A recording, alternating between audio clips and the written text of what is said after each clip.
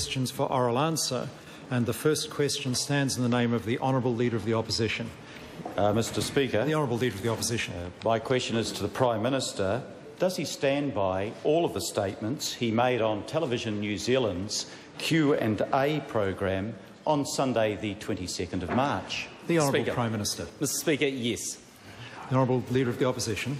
Mr. Speaker, does he stand by the government's promise at the Jobs Summit that the 9-day working fortnight would help 100,000 people keep their jobs, given his statement on Sunday that he didn't know how many people had signed up to it, but anecdotally, one or two companies were taking a look at it?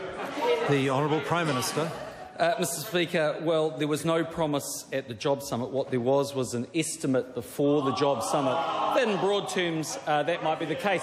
But, Mr. Speaker, I take a sign of success that New Zealand companies are able to keep manufacturing for 5 days a week. Mr. Goff takes success as being put out to retirement, something that may well happen to him quickly. The Honourable Leader of the Opposition. Mr. Speaker, was he aware when he went on the program on Sunday that his other promise to the Job Summit, which was to build a North Cape to the Bluff cycleway to create 4,000 jobs at a cost of $50 million, was utterly unachievable, given the estimate that he will have from environmental engineers that the real cost would be 6 times that amount for much fewer jobs? The Honourable Prime Minister. Mr. Speaker, again, they were fairly rough estimates at the time. But just before the Leader of the Opposition gets too excited, I have good news for him. He should go out and buy himself a bike, because he may well get to see a lot of New Zealand. The Honourable Leader of the Opposition. Mr. Speaker.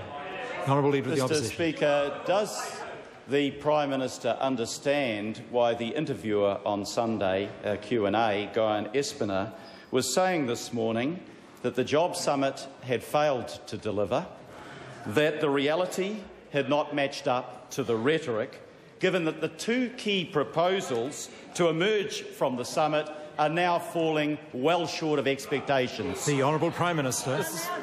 Mr. Speaker, let's get a few facts right. Firstly, it was Mr. Goff who was saying that it would be a talk fest and nothing would come out of it. In fact, within weeks of the Job Summit, a 9-day fortnight was rolled out with full support of the Council of Trade Unions.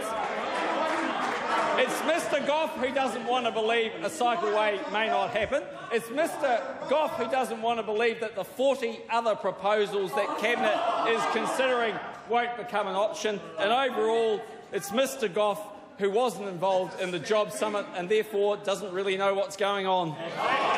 The Honourable Leader of the Opposition. Mr. Speaker, how did the Prime Minister calculate the figure of $40 billion, which he said on Q&A was what National was borrowing over the next 3 years to preserve public sector jobs, or did he just make that figure up as well? The Honourable Prime Minister. Well, Mr. Speaker, I can read, and it came from the DEFU.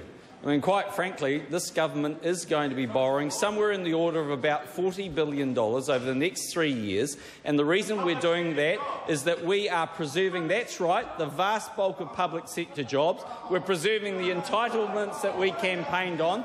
There will be no cuts to New Zealand super, no cuts to working for families, no cuts to the entitlements New Zealanders need.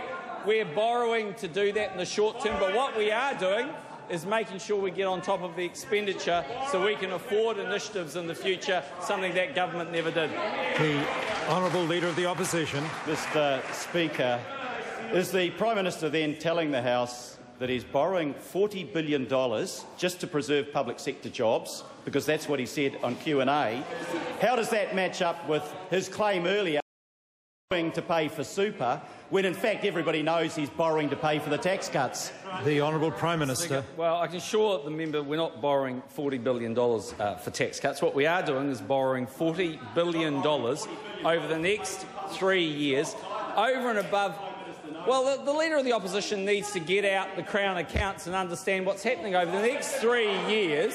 There's about $200 billion that will be spent by the government. Now, there's a shortfall of about $40 billion, and the reason the government is borrowing is because at this time that is the appropriate thing to do to maintain those entitlements and those services. The Honourable Leader of the Opposition. Is the Prime Minister now reneging on his promise, which was not to cut public service jobs but to cap it, given his comments on Sunday that he didn't know how many jobs would be lost, but it wouldn't be as high as 4,500? The Honourable Prime Minister. Mr. Speaker, the Minister of State Services will be making an announcement later in the week, but the policy is very straightforward. We'll be capping the size of the state sector. It grew enormously under the Labor government, who had no control for their expenditure. We won't be cutting 4,500 jobs. What we will be doing is moving some jobs from the back office to the front office. But by and large, the vast bulk of public service jobs will stay.